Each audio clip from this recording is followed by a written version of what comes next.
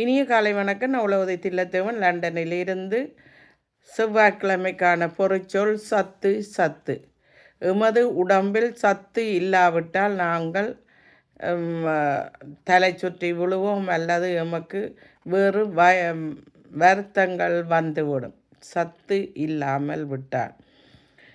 சத்துள்ள உணவுகளை உண்பதால் எமது உடம்புக்கு ஆரோக்கியத்தை பெறலாம். இப்போது கூடுதலாக எல்லோரும் விவரங்கள் தெரிந்த வண்ணத்தினால் எல்லோரும் சத்துள்ள உணவுகளை தேடி உண்ண வெளிக்கிட்டிருக்கிறார்கள்.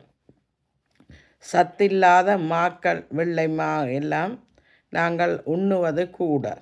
அதாவது இதில் ஒரு மா என்ற ஒரு பலன்.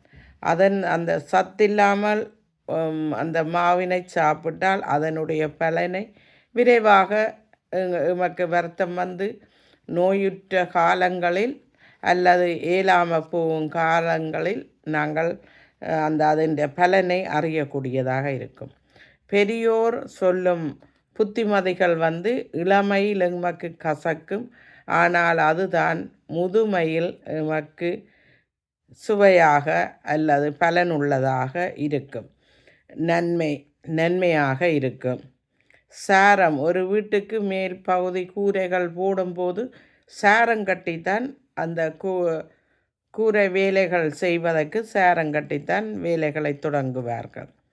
ஒருவருக்கு சுய அறிவுகள் இருக்க வேண்டும். அந்த அறிவு இல்லாமல் சிலர் வேறு யாருடைய புத்திகளை கேட்பதும், ஒன்றை சொன்னால் இது சரியோ புளியோ என்று உணர்ந்து அதனை நாங்கள் செய்ய வேண்டும். அப்படி இல்லாவிட்டால் அதனுடைய பலனை நாங்கள் அனுபவிக்க வேண்டும்.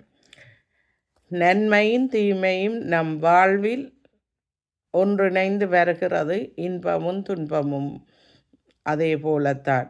பகலும் இரவும் இவையெல்லாம் நமது வாழ்க்கையில் ஒவ்வொருத்தருக்கும் தொடர்ந்து வந்து கொண்டு இருக்கிறது. நன்றி வாணி, நன்றி.